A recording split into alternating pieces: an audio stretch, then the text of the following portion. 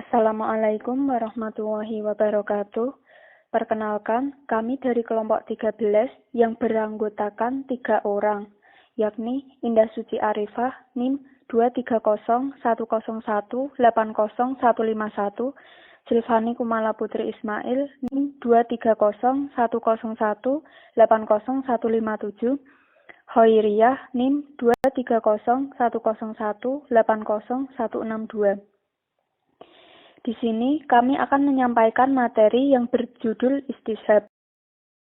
Adapun pokok-pokok yang akan kami bahas di sini terdiri atas 6 pokok pembahasan.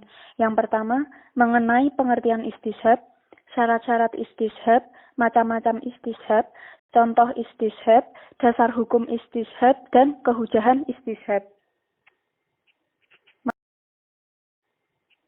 Materi yang pertama yaitu mengenai pengertian dari istishab. Istishab secara etimologi diartikan sebagai selalu menemani atau selalu menyertai.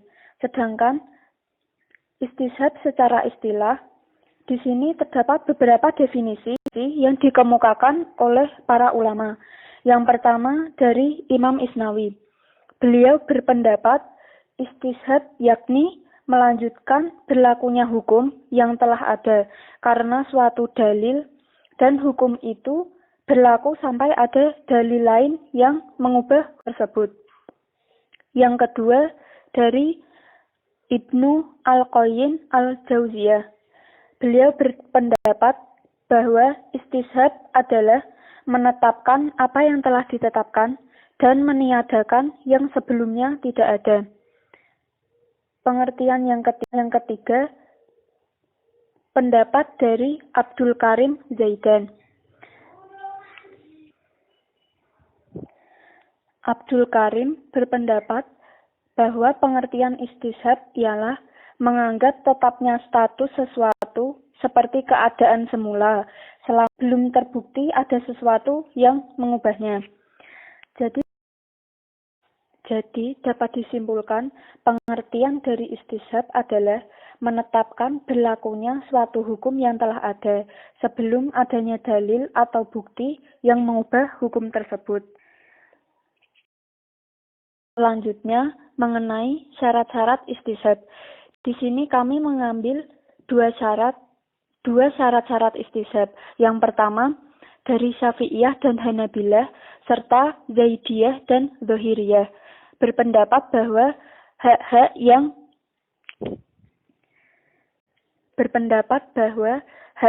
yang timbul tetap menjadi hak seseorang yang berhak terhadap hak-haknya terdahulu. Syarat yang kedua dari Hanafiyah dan Malikiyah membatasi istishab terhadap aspek yang menolak saja dan tidak terhadap aspek yang menarik menjadi hujah untuk menolak, tetapi tidak untuk mensabitkan. Yang selanjutnya yaitu macam-macam istishab. Para ulama usul fikih mengemukakan bahwa istishab ada 5 macam yang sebagian disepakati dan sebagian lainnya diperselisihkan. Kelima macam istishab tersebut yaitu yang pertama, istishab hukum al-ibahah al-asliyah. Maksudnya, menetapkan hukum sesuatu yang bermanfaat bagi manusia adalah boleh selama belum ada dalil yang menunjukkan keharamannya. Yang kedua, istishab yang menurut akal dan syara hukumnya tetap dan berlangsung terus. Misalnya, hukum wudhu seseorang yang telah berwudhu dianggap berlangsung terus sampai adanya penyebab yang membatalkannya.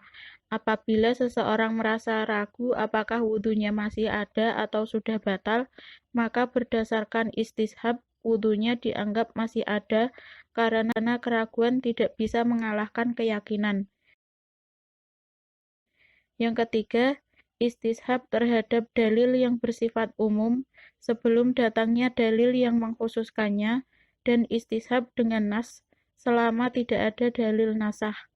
Contoh istishab dengan nas selama tidak ada yang menasahkannya. Kewajiban berpuasa di bulan Ramadan yang berlaku bagi umat sebelum Islam tetap wajib bagi umat Islam selama tidak ada nas lain yang membatalkannya. Kasus seperti ini menurut jumhur ulama usul fikih termasuk istishab, tetapi ulama usul fikih lainnya, contoh di atas, tidak dinamakan istishab, tetapi berdalih berdasarkan kaidah bahasa. Yang keempat, istishab hukum akal sampai adanya hukum syar'i. Maksudnya, umat manusia tidak dikenakan hukum syar'i sebelum datangnya syara', seperti tidak adanya pembebanan hukum dan akibat hukumnya terhadap umat manusia sampai datangnya dalil syara' yang menentukan hukum. Yang kelima, istishab hukum yang ditetapkan berdasarkan ijma', tetapi keberadaan ijma' itu diperselisihkan. Istishab seperti ini diperselisihkan para ulama tentang kehujahannya.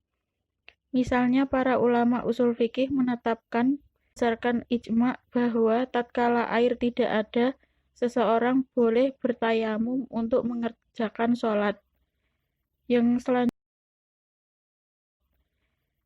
selanjutnya yaitu contoh istishab. Telah terjadi perkawinan antara laki-laki A dan perempuan B, kemudian mereka berpisah dan berada di tempat yang jauh selama 15 tahun. Karena telah lama berpisah itu, maka B ingin menikah dengan laki-laki. Dalam hal ini, B belum dapat menikah dengan C karena ia telah terikat dengan tali pernikahan dengan A dan belum ada perubahan hukum pernikahan mereka walaupun mereka telah lama berpisah. Berpegang ada hukum yang telah ditetapkan, yaitu sahnya pernikahan antara A dan B adalah hukum yang ditetapkan dengan istishab.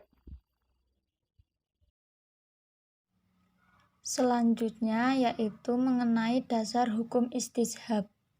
Dari keterangan dan contoh sebelumnya, dapat diambil kesimpulan bahwa sebenarnya istishab itu bukanlah cara menetapkan hukum atau turukul istinbat, tetapi ia pada hakikatnya adalah menguatkan atau menyatakan tetap berlaku suatu hukum yang pernah ditetapkan karena tidak ada yang mengubah atau yang mengecualikan. Pernyataan ini sangat diperlukan untuk menjaga jangan sampai terjadi penetapan hukum yang berlawanan antara yang satu dengan yang lain. Seperti dipahami dari contoh sebelumnya, seandainya si B boleh menikah dengan si C, maka akan terjadi perselisihan antara si A dan si C, atau terjadi suatu keadaan pengaburan batas antara yang sah dengan yang tidak sah, dan antara yang halal dengan yang haram. Selanjutnya tentang kehujahan istishab. Para ulama usul fikih berbeda pendapat tentang kehujahan istishab ketika tidak ada dalil syara' yang menjelaskan suatu kasus yang dihadapi.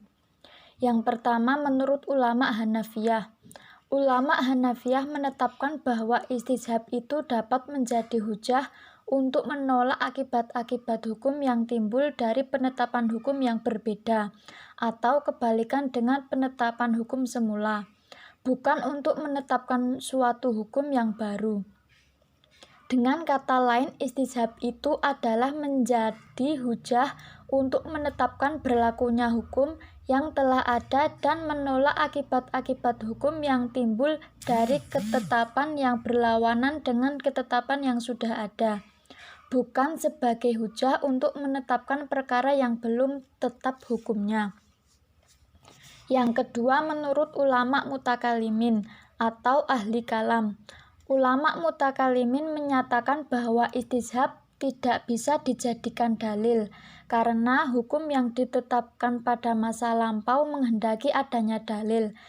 Demikian juga untuk menetapkan hukum yang sama pada masa sekarang dan yang akan datang, harus pula berdasarkan dalil. Yang ketiga, menurut ulama Malikiyah, Syafi'iyah, Hanbaliyah, Zahiriyah, dan Syiah, bahwa istishab bisa menjadi hujah serta mutlak untuk menetapkan hukum yang sudah ada, selama belum ada dalil yang mengubahnya. Alasan mereka adalah sesuatu yang telah ditetapkan pada masa lalu selama belum ada dalil yang mengubahnya, baik secara qot'i atau pasti, maupun zonni atau relatif, maka semestinya hukum yang telah ditetapkan itu berlaku terus, karena diduga keras belum ada perubahannya. Mungkin cukup sekian yang dapat kami sampaikan, kurang lebihnya mohon maaf. Wabillahi taufiq wal hidayah. Wassalamualaikum warahmatullahi wabarakatuh.